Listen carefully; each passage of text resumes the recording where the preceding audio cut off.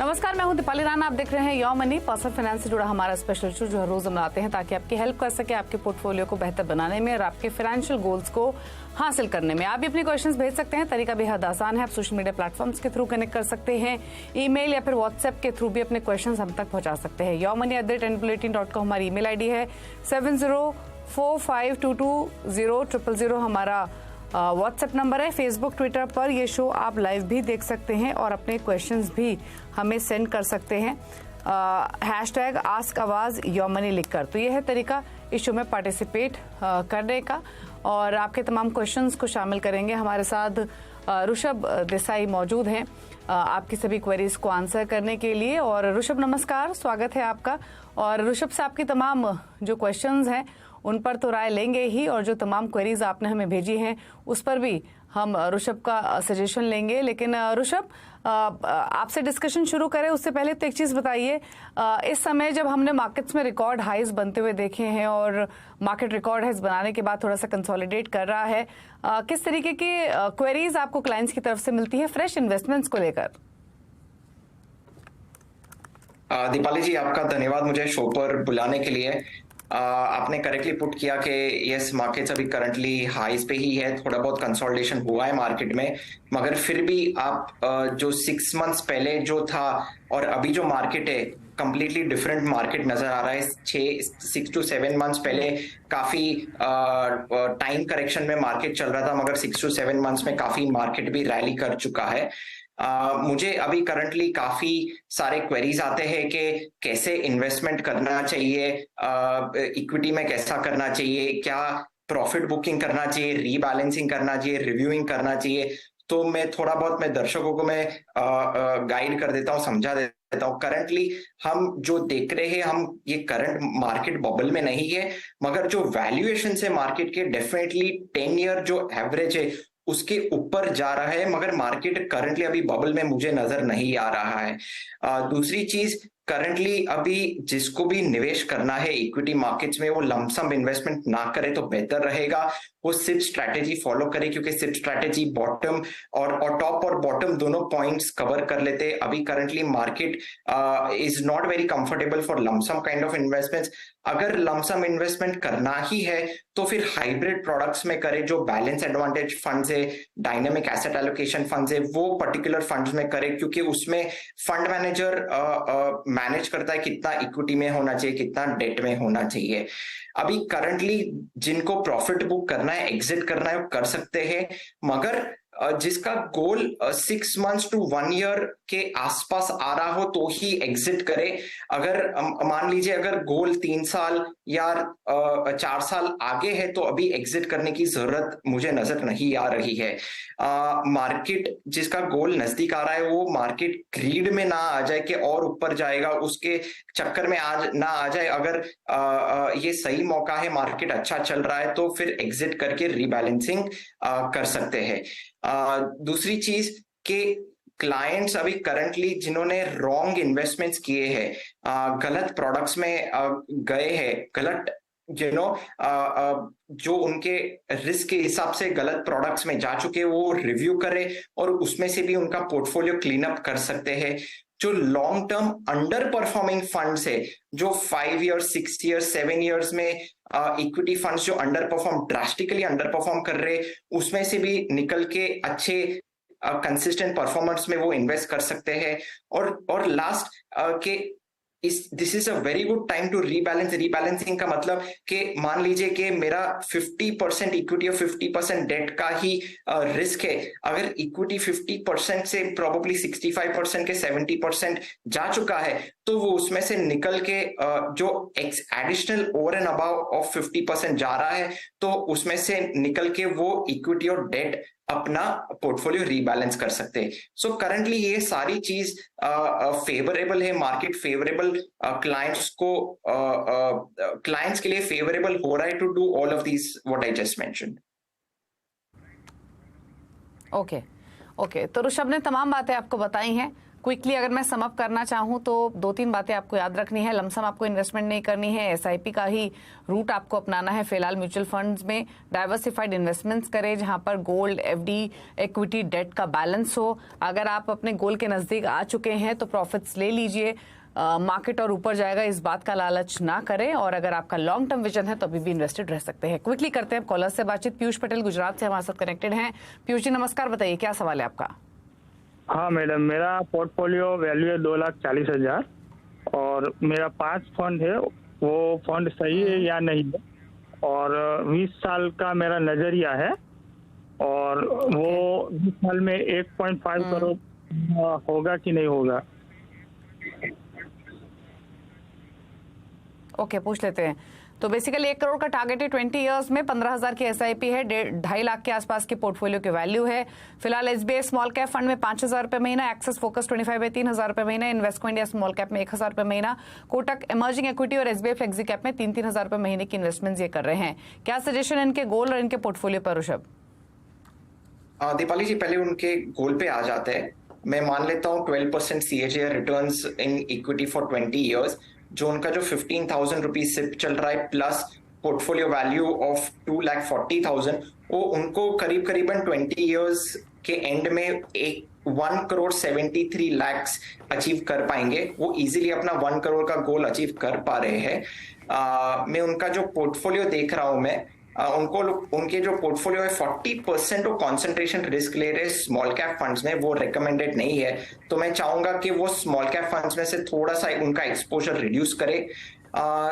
दूसरी चीज उनके पोर्टफोलियो में जो मैं नजर कर रहा हूं मैं कि 50% उनका कॉन्सेंट्रेशन रिस्क 2 SBI फंड्स में सेम AMC में है, which is that is also not recommended, क्योंकि आप 50% मान लीजिए अभी SBI फंड्स अंडर परफॉर्म करे, AMC अंडर परफॉर्म करे, तो उनका 50% पोर्टफोलियो अंडर परफॉर्मेंस के रिस्क में आ जाएगा। तो वो भी मैं रेकमेंड नहीं कर रहा हूं। तो करंटली वो 3,000 each Canara Robeco flexi cap fund में इन्वेस्टमेंट करे, SIP करे।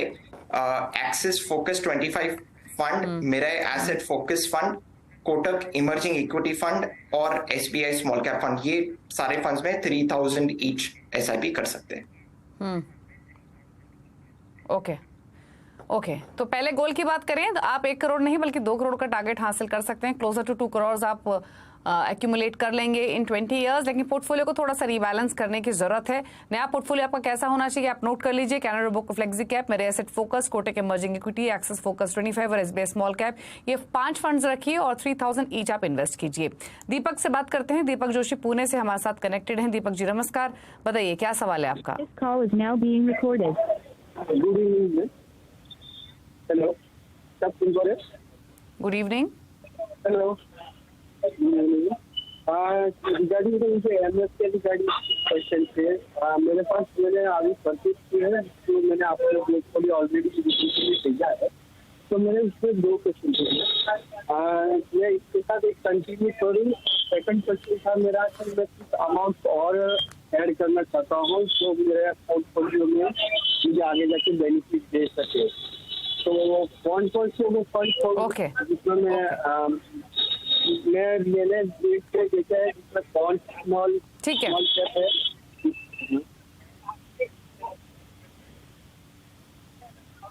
ओके दीपक, आपकी ऑडियो क्लियर नहीं आ रही है, तो मैं जो आपका सवाल समझ पाई हूँ मैं क्विकली ऋषभ को बता देती हूँ ताकि उनसे हम सजेशन ले सकें। तो ऋषभ, इन्होंने 4,000 की SIP तो ये फिलहाल कर रहे हैं, 1.25 लाख का एक्यूमुलेशन कर चुके हैं, तो यानी अभी शुरुआत की है, और 15 से 20 साल में 1 करोड़ का इनका टारगेट है। अब इनका अगर आप पोर्टफोलियो देखेंगे तो 5 फंड्स इन्होंने रखे हुए हैं। Nippon India small cap 1,000 per month, मेरी asset emerging blue chip Tata digital India में 1,000 पर मंथ, और ICICI प्रूडेंशियल बैलेंस और एक्सिस स्मॉल कैप में 5,500 ये डाल रहे हैं। लमसम इन्वेस्टमेंट 20,000 का क्या हुआ है ICICI prudential transportation and lock fund में। तो ये तो इनका एग्जिस्टिंग पोर्टफोलियो है। नया फंड ऐड करना चाहते हैं तो यानी थोड़ी सी इन्वेस्टमेंट बढ़ाना चाहते हैं, क्वांट स्मॉल कैप की परफॉर्मेंस इनको अच्छी लग रही है तो जानना चाहते हैं वो ऐड कर ले क्या। तो बताइए एग्जिस्टिंग पोर्टफोलियो नए फंड एडिशन को लेकर क्या सजेशन है? दीपाली जी, पहले तो मैं उनके गोल पे आ जाता हूं। मैं 12% CAGR इक्विटीज में फॉर 20 इयर्स में अज्यूम कर रहा हूं मैं। 4,000 पर मंथ SIP प्लस उनका जो पोर्टफोलियो वैल्यू है 1,30,000, वो करीबन 52 लाख इकट्ठा कर पा रहे हैं 20 इयर्स के एंड में। वो 1 करोड़ गोल अचीव नहीं कर पा रहे। उनको अगर 1 करोड़ का गोल अचीव करना है तो उनको जो 4,000 SIP है वो बढ़ा के 10,000 पर मंथ करनी पड़ेगी। अभी जो उनका जो मैं पोर्टफोलियो में नजर कर रहा हूं मैं सेक्टोरियल फंड्स में मैं लमसम और मैं सेक्टोरियल फंड्स में SIP मैं रेकमेंड नहीं कर रहा हूं मैं, क्योंकि सेक्टोरियल फंड्स काफी टाइमिंग रिक्वायरमेंट होता है एंट्री और एग्जिट, सो वो सेक्टोरियल फंड से निकल सकते हैं।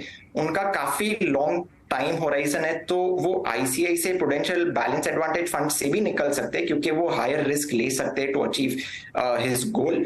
तो मेरा जो रेकमेंडेड पोर्टफोलियो है वो 1,000 रुपीज ईच सिप करे DSP फ्लेक्सी कैप फंड में, Mirae asset emerging blue chip fund में, Motilal Oswal large and mid cap fund and Nippon India small cap fund में। Nippon India small cap fund बहुत ही बढ़िया fund है, वो क्वांट स्मॉल कैप के चक्कर में ना पड़े। निप्पॉन इंडिया उनका जो current existing small cap fund है वो भी काफी अच्छा फंड है। ओके चलिए, तो ये आपके पोर्टफोलियो को लेकर सजेशन दिया गया, अकॉर्डिंगली आप स्ट्रैटेजी बना सकते हैं। अंतरिक्ष से बातचीत करते हैं। अंतरिक्ष माथुर हमारे साथ हैं। अंतरिक्ष, गुड इवनिंग, बताइए अपना सवाल। Good evening ma'am. सो मेरा क्वेश्चन ये है कि I am targeting for 5 CR in 20 years. मैंने अपनी SIP की डिटेल्स आपको भेजी हैं, उसमें अभी मेरा 10 to 15,000 और मैं SIP बढ़ाना चाहता हूँ। इसके अलावा मेरे पास कुछ लमसम अमाउंट है, तो वो भी मुझे कहीं इन्वेस्ट करना है। सो 2 क्वेश्चन है कि जो नया अमाउंट मैं ऐड करना चाह रहा हूँ 10,000 to 15,000, वो मैं सेम स्टॉक्स में सेम पॉलिसीज में इन्वेस्ट करूँ या कुछ नया लूँ, और लमसम मैं कहाँ पर करूँ? ओके तो 13,500 की SIP, 6.25 लाख के पोर्टफोलियो की वैल्यू है। जो डिटेल्स इन्होंने हमें पहले भेजी थी उसके अकॉर्डिंग 5 करोड़ का टारगेट है इनका 20 इयर्स में। अब जैसे इन्होंने मेंशन भी किया ऋषभ, 10 से 15,000 की SIP बढ़ाना चाहते हैं, 50,000 का लमसम करना चाहते हैं। तो हालांकि शो की शुरुआत में ही ऋषभ ने कहा कि लमसम इन्वेस्टमेंट का टाइम नहीं है, बट क्योंकि अमाउंट उतना बड़ा भी नहीं है, तो ऋषभ बताइए 50,000 किसी एक ही फंड में लगा दिए, उसको भी SIP में कन्वर्ट कर लें, और उसके अलावा 10 से 15,000 की SIP तो इनको करनी है ही एडिशनल। फंड्स की डिटेल्स में क्विकली नेम मेंशन कर दो। DSP tax saver, Axis long term equity, Tata India tax saving, Invesco India tax saving, Mirae asset emerging blue chip, Parag Parikh flexi cap, Nippon India small cap और SBI small cap. तो small cap और tax saving funds का ज्यादा exposure है इनके portfolio में। क्या suggestion रहेगा आपका? दीपाली जी, पहले तो जो वो लमसम करना चाह रहे हैं, मैंने पहले भी कहा था कि अभी राइट टाइम नहीं है लमसम के लिए। वो मेरे हिसाब से तो उनको सिप ही करना चाहिए लमसम। वो अगर वो अराउंड 6 मंथ्स और 12 मंथ्स में स्टैगर भी कर ले वो भी बहुत ही बढ़िया रहेगा। उनका जो गोल है 5 करोड़ का 20 इयर्स में, मैं 12% CAGR रिटर्न्स पकड़ रहा हूं मैं इक्विटीज में, तो वो अचीव नहीं कर पा रहे। वो करीबन 1 करोड़ 90 लाख रुपीस अचीव कर पा रहे उनके जो करंट SIP और प्लस जो उनका पोर्टफोलियो वैल्यू है उसमें से। अगर उनको 5 करोड़ अचीव करना है तो उनको SIP अमाउंट 45 to 50,000 रुपीज करनी पड़ेगी per month in order to achieve 5 crore in 20 years time frame. Yes, आपने करेक्टली पुट किया कि उनके पास काफी सारे टैक्स सेवर फंड्स है, और ओवरऑल उनके पास काफी फंड्स है, क्योंकि उनको इतने सारी फंड्स की जरूरत नहीं है। उनका पोर्टफोलियो ओवर डाइवर्सिफिकेशन रिस्क में जा रहा है। वो सिर्फ 5 to 6 फंड्स रखे इंक्लूडिंग टैक्स सेवर फंड, और वो खास ध्यान में रखे कि जब भी टैक्स सेविंग इन्वेस्टमेंट्स करते हैं तो 1,50,000 रुपीज पर फाइनेंशियल ईयर तक ही रखे, 1,50,000 से ऊपर ना जाइए, मेरी रिकमेंडेशन है। उनका जो पोर्टफोलियो में जो देख रहा हूं मैं, उसमें 20% ईच वो Parag Parikh flexi cap fund में कर सकते हैं investment, Invesco India contra fund, SBI focused equity fund, Kotak emerging equity fund और Nippon India small cap fund. ये फंड्स में 20% ईच सिप कर सकते हैं। और एडिशनली अगर उनको जो टैक्स सेविंग इन्वेस्टमेंट्स करना है तो DSP टैक्स सेवर फंड में इन्वेस्टमेंट रख सकते हैं, मगर इतने फंड्स में ही वो अपना पोर्टफोलियो रखे तो बेटर रहेगा। ओके चलिए, तो ये सजेशन रहा आपके लिए। और रणनीति आप अकॉर्डिंगली बना सकते हैं। आपके पोर्टफोलियो को लेकर राय दी गई है। ज़्यादा एक्सपोजर है आपका टैक्स सेविंग फंड में, तो उसको थोड़ा सा बैलेंस करने की ज़रूरत है। डीएसपी टैक्स सेवर फंड आप ऑप्ट कर सकते हैं। तो जो फंड्स हैं अब आपके लिए, जो सजेशन दिया गया है उसके मुताबिक Parag Parikh flexi cap, Invesco India contra, SBI focused equity, Kotak emerging equity और निपॉन इंडिया स्मॉल कैप, इन सभी में आप 20% का ईच एलोकेशन कर सकते हैं। चलिए रुक रहे हैं इसी के साथ एक ब्रेक के लिए, लौटेंगे तो कुछ और क्वेश्चंस को लेंगे। चल वापस आते हैं। आप देख रहे हैं योर मनी और आपके क्वेश्चंस कुछ और हम शामिल करते हैं। हमारे साथ ऑलरेडी आज के एक्सपर्ट बने हुए हैं। ऋषभ देसाई हैं, फाउंडर रूपी विद ऋषभ इन्वेस्टमेंट सर्विसेज के। कुछ और क्वेरीज लेते हैं और अगला सवाल पूछने के लिए धीर सिंह पश्चिम बंगाल से हमारे साथ मौजूद हैं। सिंह साहब नमस्कार, बताइए क्या सवाल है आपका? हेलो हेलो, बताइए क्या क्वेश्चन है आपका? मैम 1.5 करोड़ रुपया चाहिए 10 साल में, क्या क्या करना पड़ेगा उसके लिए? क्या इन्वेस्टमेंट करना पड़ेगा? कौन कौन से फंड में करना पड़ेगा? पोर्टफोलियो बनाना है, पहले बनाया हुआ लेकिन वो नहीं समझ में आ रहा। अच्छा, अभी आपने कोई, तो अभी जो पोर्टफोलियो है उस पर राय नहीं चाहिए आपको? फ्रेश से बताने से ठीक रहेगा मेरे को। अच्छा ठीक है, तो एक बार दोबारा बताइए, कितने 10 इयर्स में 1.5 करोड़ का टारगेट है? हाँ चलिए ठीक है, तो जो इन्होंने पोर्टफोलियो भेजा उसको छोड़ देते हैं। ऋषभ, नया सवाल है इनका कि इनको 1.5 करोड़ कमाने हैं 10 साल में, उसके लिए कितना कहाँ इन्वेस्ट करना है बताइए। दीपाली जी, पहले तो मैं सिंपल मैथ्स पे जाता हूं। मैं 12% CAGR में अज्यूम करता हूं इक्विटी मार्केट्स में फॉर 10 इयर्स। तो उनको 1.5 करोड़ अगर अचीव करना है तो उनको SIP करीबन 60 to 65,000 पर मंथ SIP करनी पड़ेगी टू अचीव 1.5 करोड़। उन्होंने काफी एक दो ही AMCs में काफी कंसंट्रेशन करके रखता है। तो मेरे हिसाब से उनका जो पोर्टफोलियो अगर वो छोड़े तो काफी बेटर रहेगा, क्योंकि सिर्फ 2 ही AMC में काफी सारे फंड्स क्वांट और SBI की फंड्स में इन्वेस्टमेंट कर रखे उन्होंने। सो मेरे हिसाब से वो बहुत ही राइट डिसीजन ले रहे हैं कि letting go of the old portfolio and creating a fresh portfolio, क्योंकि मेरा भी यही रिकमेंडेशन है उनके लिए। वो अलग अलग म्यूचुअल फंड्स और अलग अलग AMC में डाइवर्सिफिकेशन करे, कॉन्सेंट्रेशन रिस्क अवॉइड करे। तो मेरा उनके लिए SIP पोर्टफोलियो के लिए ये रिकमेंडेशन है कि वो 20% ईच वो Parag Parikh flexi cap fund में SIP रखे, HDFC फ्लेक्सी कैप फंड में, Mirae asset focus fund, PGI mid cap opportunities fund और कोटक स्मॉल कैप फंड। तो ये फंड में 20% ईच वो अलग अलग AMCs भी है, अलग अलग टाइप्स ऑफ म्यूचुअल फंड्स भी है। तो मेरे हिसाब से वो 60 to 65,000 रुपीज पर मंथ अगर करेंगे तो अपना 10 इयर्स में गोल अचीव कर पाएंगे। ओके चलिए, तो ये रहा आपके लिए सजेशन। इन फंड्स को नोट कर लीजिए, कितना आपको इन्वेस्ट करना है वो भी आपको ऋषभ ने बताया है। चलिए पूछते हैं फटाफट से ऋषभ के टॉप 4 फंड्स जिनके जरिए आप नया पोर्टफोलियो क्रिएट कर सकते हैं। ये तमाम उन व्यूअर्स के लिए जो नया पोर्टफोलियो क्रिएशन के बारे में प्लान कर रहे हैं, लेकिन इसको एज अ पैकेज आप ऑप्ट कर सकते हैं। बताइए ऋषभ, आपकी चॉइसेस क्या है?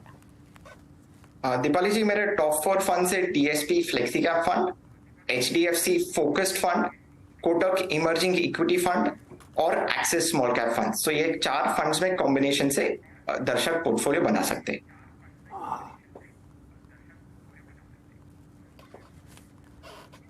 ओके अच्छा, एक चीज और बताइए ऋषभ,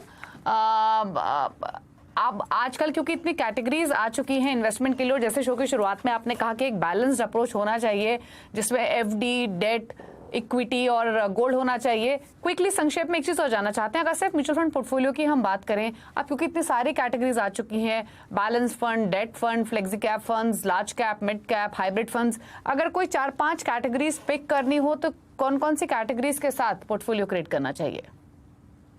दीपाली जी, आपने बहुत करेक्टली पुट किया कि बहुत सारे कैटेगरीज आ गए, बहुत ही कंफ्यूजिंग हो गया है।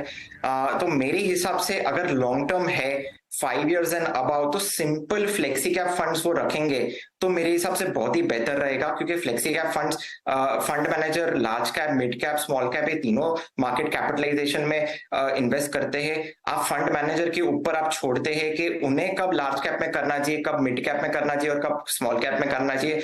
तो मेरे हिसाब से अगर लॉन्ग टर्म व्यू है 5 इयर्स एंड अबाउ, तो फ्लेक्सी कैप फंड्स रखे। और अगर थोड़ा सा मैं हाई रिस्क इन्वेस्टर्स के लिए बात कर रहा हूं, मैं अगर जो मॉडरेट काइंड ऑफ इन्वेस्टर्स है तो मेरे हिसाब से बैलेंस एडवांटेज फंड से ही आप पोर्टफोलियो बनाए तो भी बेहतर रहेगा। तो फॉर हाई रिस्क इन्वेस्टर्स एक फ्लेक्सी कैप फंड्स रखे, और बहुत ही सिंपली पुट अगर मॉडरेट इन्वेस्टर है तो फिर बैलेंस एडवांटेज फंड्स रखे। तो ये दो कैटेगरी से काम चल जाएगा मेरे हिसाब से।